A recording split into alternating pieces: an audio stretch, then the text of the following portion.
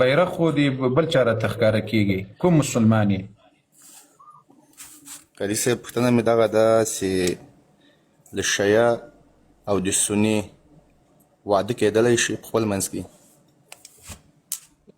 ښه، اوس تا لږ خپله عقیده راته ښودلې وای چې سني مسلمان یې که قادیاني یې که شیعه یې، چې بیا زه په هغه اساس در سره وغږېږم. دا زه چې پوښتنه کوم دا تاسو په ځان بده مه لګوئ. مسلمان یم قاري صاحب. قاري صاحب دا هغه ده چې هغه اخر کې کنځلې وکړې، بحث یې وکړه اخر کې کنځلې وکړې. ښه، آغا صاحب نو ته ولې خپل مذهب نه سې ښکاره کولی؟ 12 امامه یې؟ 12 امامه یم. او دغسې بل ورځ هم ګوره راغللی ول دې کنځلې وکړلې. ګوره لوی سړی یې، شرم ده، والله شرم ده. سبا به دې تا اولادونه یي، سبا به دې فامیل یي، خاندان به دې یي. ته یعنې ما چې کومه پوښتنه در چې وکړه هغه پوښتنې جواب راکړه. ښه، زه به تا هغه بل ورځ چې دې توهین وکړل هغه به یې درته به ګوته کړم چې د مور و پلار کنځلې دې وکړلې، د اسلام توهین دی وکړل، د صحابه و توهین دی وکړل. تو خپل خدای بیا راځیم شرمیږیم نو نوم هم بدل کړې، هر څه بدل کړې، بیا دلته راسې. څومره د شرم خبره ده، څومره د شرم خبره. تر سترګو دې جار سم. ما چې کومه پوښتنه در چې وکړه هغه راته ووایه. ښه، زه اوس یعنې که زه جواب درکړم بیا به انشاءالله هغه درته قبول وي او که به قبول نه وي؟ تقبل به وي. ښه، له قرآنه یې درته ووایم که له تورات که له انجیله که له زبوره؟ له قرآن یې راته ووایه خو موږ قرآن باندې ایمان ده. ښه، شابس. په قرآن کې الله جل وعلا وایي چې له مسلمان نه بغیر له بل چا سره به نکاح نه کوي. له مسلمان نه بغیر ولا تنکحوا المشرکات حتی یؤمن، له مشرکو خلقو سره به نکاح نه کوي تر څو چې ایمان نه یې راوړی. الله جل وعلا وایي ولا تمسکوا بعصم الکوافر، الله وایي تاسې به کافرې ښځې په نکاح کې نه ساتئ. نو که کافران دي نن زمانه کې، که مشرکین دي، له دې سره قرآن وایي نکاح حرام او ناروا ده. صحیح ده؟ نو تا په نظر کې د شیعګان کافران دي؟ نو ما خو درته وویل چې مشرکین دي، هغه د الله جل وعلا په ذات کې په صفاتو کې د الله جل وعلا د الله بنده دومره عقاید مې درته ښکاره کړمه. قرآن ته تحریف سوی کتاب وایي، 12 امامان عالم الغیب ګڼي، لغیر الله نه مدد، همدغه شان عقیدة البداء. یعنې تا په دنیا کې داسې کافر لیدلی چې هغه دې ویلي چې الله خطا وځي؟ نوکر صاحب نه نه، د دوی عقیده ده، د الله په ذات قسم د دوی عقیده ده عقیدة البداء ورته وایي. کتاب درته راواخلمه چې الله خطا وځي، غلطي کوي، العیاذ بالله، دې ته عقیدة البداء وایي.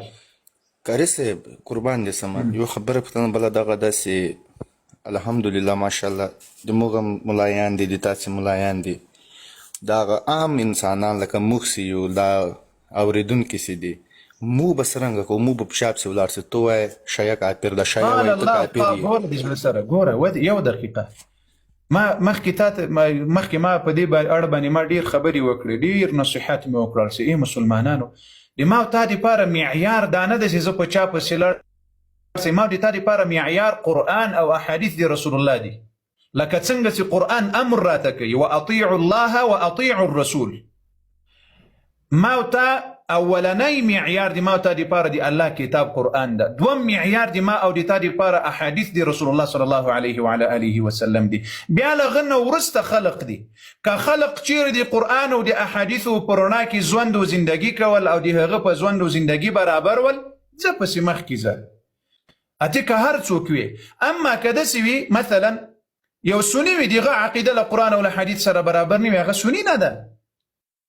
که هر څوک وي، د ما او د تا دپاره معیار د الله جل وعلا دا کتاب ده قرآن، بیا وروسته احادیث د رسول الله صلی الله علیه وعلى آله وسلم دي.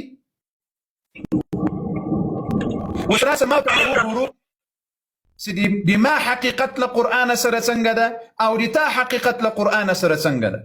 اوس ګوره اول معیار د مؤمن دپاره قرآن ده.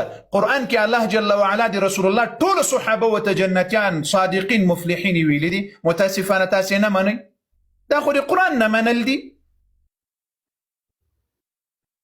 قاري صاحب قربان دې سم ډېره زبردسته خبره دې وکړه.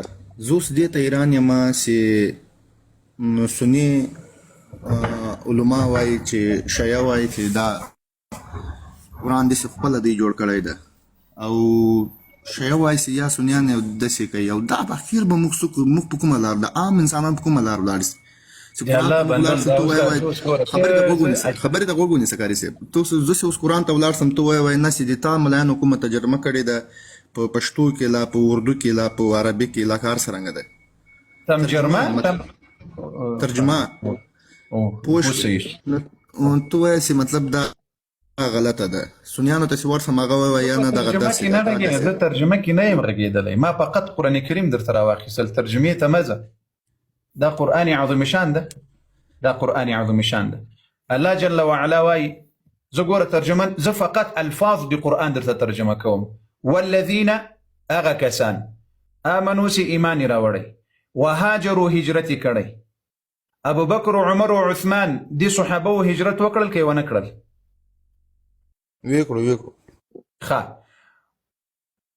جهاد یې وکړل د الله په لار کې که یې ونه کړل رسول الله صلی الله علیه وسلم سره کړی ده کاري صاحب ښه والذین آووا ونصروا وس انصار الله خي هغه کسان چې ځای ورکړل مدد وکړل اولئک هم المؤمنون حقا الله وایي دغه مهاجر او دغه انصار دا ټول حقیقي مؤمنان دي د تا کتابونه ورته کفار وایي منافقین ورته وایي اوس دغه ځای کې ته به خپل کتاب منې که به قرآن منې نه بېشکه قرآن به منم کاري صاحب خلاص اوس اهل سنت والجماعت د صحابه په منلو کې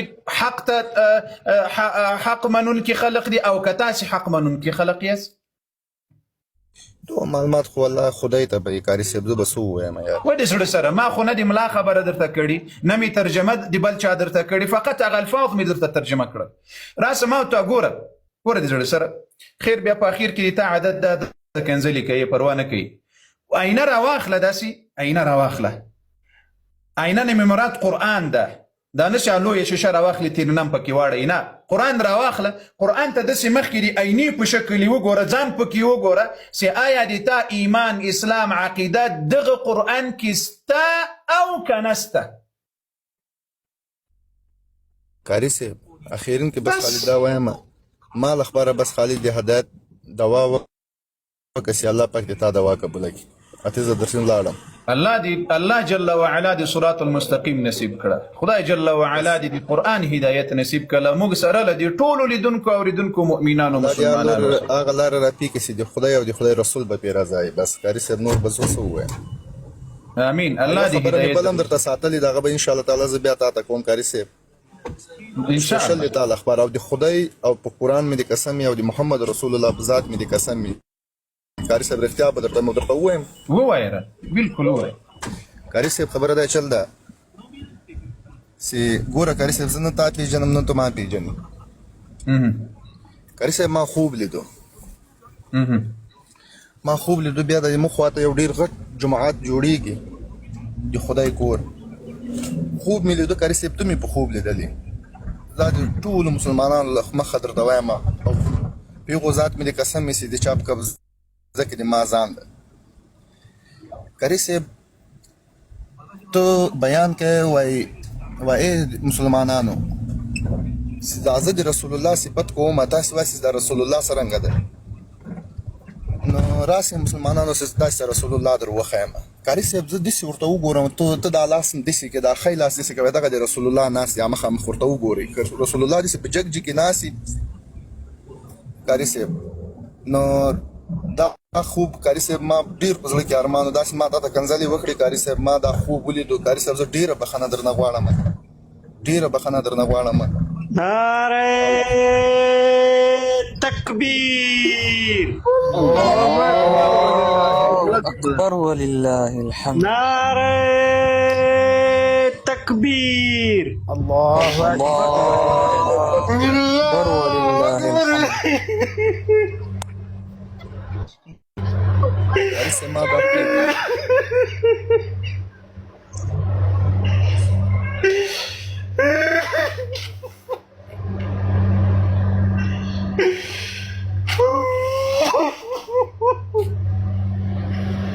الله مو وبخښه جل وعلا مو وبخښه کاري صاحب زه ډېره بخښنه کاري صاحب محترم هغه کس ته مور خوري کنځلا اے مسلمانانو هغه سړی په خپلې خولې ګوهې کوي. الله مو مل شي، خدای مو مل شي. قاري صاحب دا خوب د ما په زړه کې ډېر غټ ارمان و چې زه به قاري صاحب ته وایم قاري صاحب زه ډېره بښنه درنه غواړم په تا باندې د رسول الله ډېر نظر ده نو باید داسې ما معاف کړي قاري صاحب. الله مو بخښنه نصیب کړ، خدای مو هدایت له موږ سره نصیب کړ. الله دې تاسې او د تاسې فامیل او د تاسې ټول خاندان اله العالمین مو د رسول الله صلی الله علیه وسلم په طریقو برابر کړ. الله مو د رسول الله صلی الله علیه وسلم شفاعت نصیب کړ. الله جل وعلا مو زه درنه ولاړم قاري صاحب بس په دعاو کې مې یاد ساته. الله مو دا خوب او دا خوب به زه د قیامت په ورځ د محمد رسول الله تر مخ درته بیانوم قاري صاحب. الله زه درنه لاړم قاري صاحب د خدای په امان. الله اکبر. دا دوستانو ټول مؤمنان د چا چې زړه ور باندې دردېدلی ده دغه وروره بله ورځ راغلل بیا یې د صحابه په اړه باندې بعضې ډېرې داسې سمې خبرې ونه کړلې. بیا یې په اخر کې ما ته ډېرې تیزې خبرې کنځلې راته وکړې، توهین یې وکړل. نو الله دې ده ته هدایت نصیب کړي. موږ له چا نه په دنیا کې بدله نه اخلو. د موږ ګورې مسلمانانو د الله په ذات قسم حق یوازې موږ ته مخکې حق داسې هغه کتاب الله قرآن او رسول الله ده.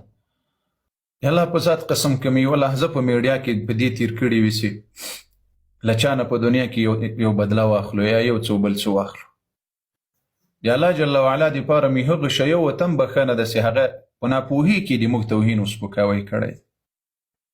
هغوی ته هم لا بښنه ده د ما توهین چې یې کړی سپکاوی. الله دې هدایت ور نصیب کړي. الله جل وعلا دې د قرآن د اهل بیتو د پاک دین، د اهل بیتو د پاک عقیدې، د اهل بیتو د پاک مذهب هدایت دی الله جل وعلا دوی ته ور نصیب کړي. نو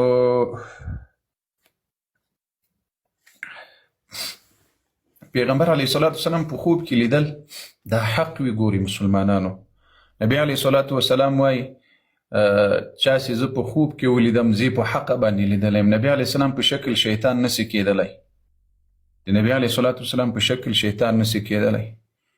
نو